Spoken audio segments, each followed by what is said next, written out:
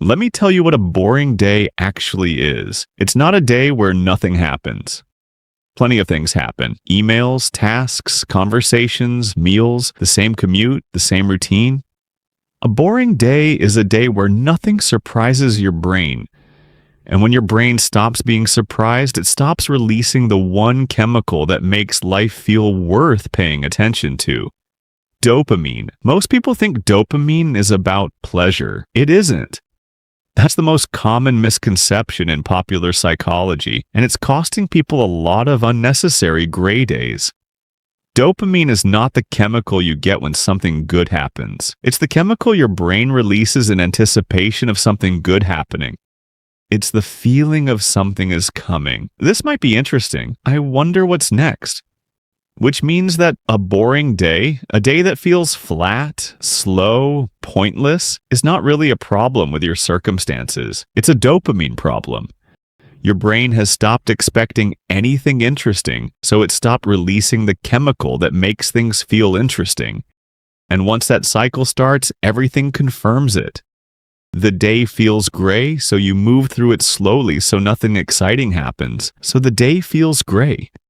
But here's what changes everything. Because dopamine is triggered by anticipation, not outcome. You don't have to wait for your life to become more exciting. You have to give your brain reasons to anticipate, small ones, deliberate ones, strategically placed ones. That's what these 3 tricks do. And I need you to stay until trick number 3, because that one doesn't just fix today, it changes the baseline. It restructures how your brain approaches ordinary days at the neurological level. The first 2 tricks are powerful on their own, but without the third, they're temporary. With it, they compound. Trick 1. Engineer anticipation into your morning. Think about the last time you woke up genuinely excited, not happy, not content, actually excited. There was probably something specific waiting for you that day. A trip, an event, a conversation you were looking forward to. A meal you'd been thinking about, something on the horizon that your brain had been quietly building toward. That feeling, that pull out of bed, wasn't motivation, it was dopamine. Released not because the thing had happened yet, but because your brain knew it was coming. Now think about a typical boring day. What's waiting for you? The same morning routine, the same work, the same lunch, the same evening? Your brain scans the horizon, finds nothing novel and flatlines. Why would it bother getting excited about a day it's already seen 100 times? The trick is to engineer at least one thing into your morning that your brain didn't fully predict. Something small, something you actually want, something that makes you think even slightly, oh, I get that today. It doesn't need to be significant. Neuroscientist Wolfram Schultz, whose decades of dopamine research earned him a Nobel Prize nomination, found that dopamine neurons fire most intensely not in response to large rewards, but in response to unexpected or novel ones. Your brain is not looking for something big. It's looking for something it didn't see coming.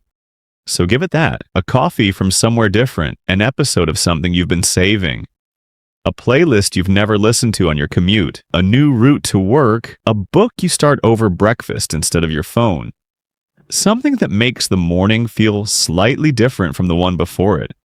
The key word is intentional. This doesn't happen by accident. You have to decide the night before.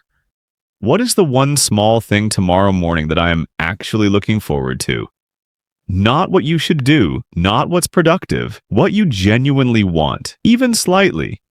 That question alone, I asked every evening, starts to rewire your relationship with your days. You stop experiencing mornings as things that happen to you and start designing them as things that belong to you. One small novel thing, placed deliberately, anticipated the night before. That's trick 1. Trick 2. Break your day into micro missions. Here's why long, undifferentiated days feel so soul-crushing. It's not the length, it's the sameness. When your day is one continuous stretch of similar tasks with no clear markers, no moments of completion, no sense of progress, your brain disengages. The dopamine system runs on contrast and completion. It needs to be able to say that's done, what's next? When everything bleeds into everything else, it can't do that.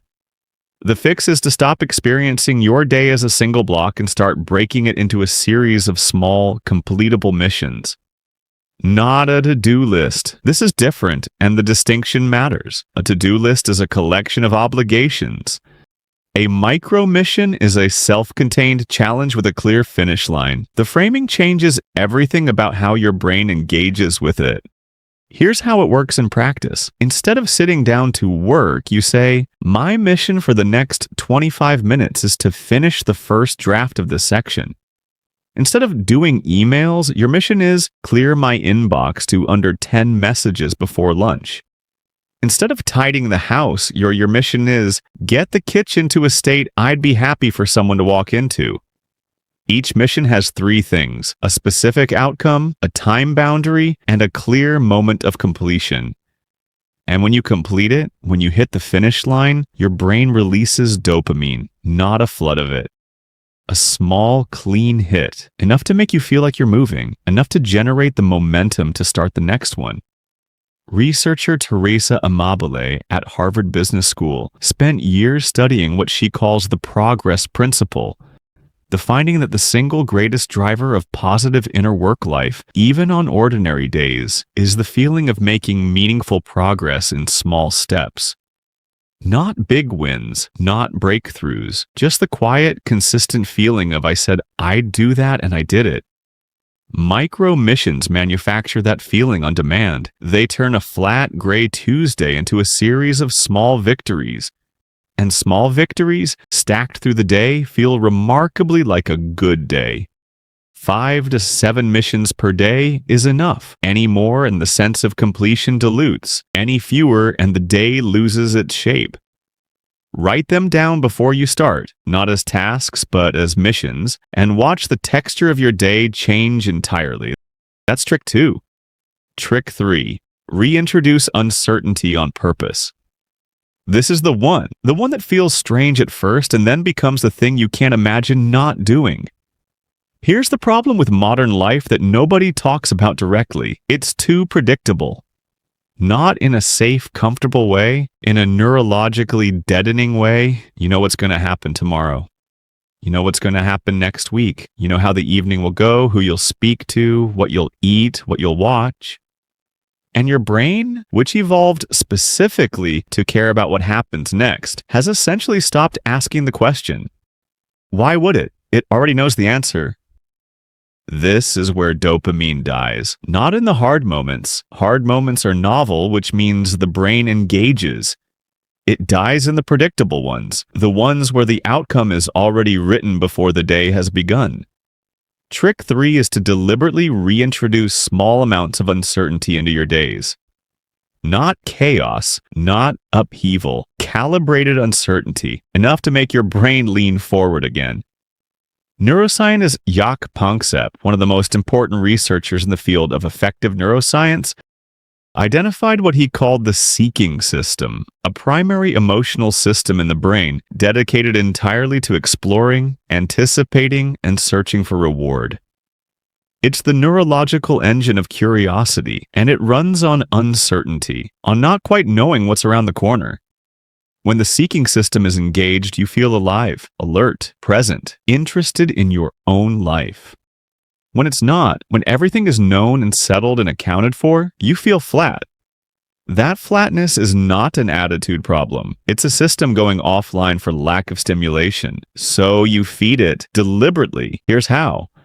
Once a day, introduce one open-ended element into your routine, something where you genuinely don't know how it will go. Start a conversation with someone you don't know well and have no agenda with. Just follow your curiosity. Try something you've never cooked before with no guarantee it'll be good. Read something completely outside your usual interests. Take a walk with no route planned and no destination. Say yes to something you'd normally decline on reflex, just to see what happens.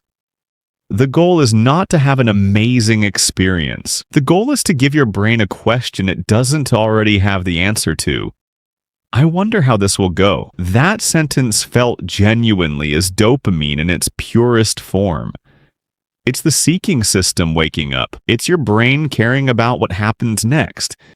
And here's what makes this trick different from the first two. Tricks 1 and 2 work on the day you use them.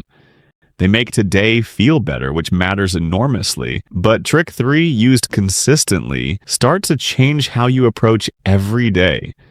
Because once you get into the habit of introducing uncertainty on purpose, once you stop sleepwalking through the known and start stepping deliberately into the unknown, you start to see your ordinary life differently.